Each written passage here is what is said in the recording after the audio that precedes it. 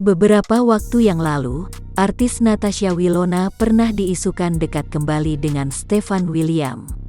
Padahal kala itu Stefan masih bersama sang istri, Celine Evangelista.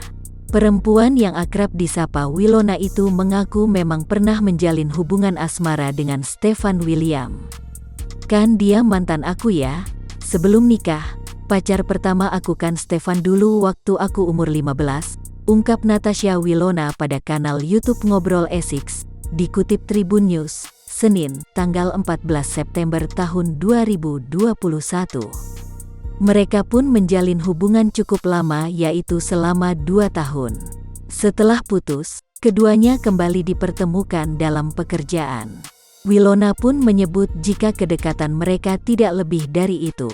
"Karena kan kita satu judul sinetron bareng, tapi saat itu dia masih dengan istrinya, jadi lebih sebatas kerjaan aja," tambahnya lagi.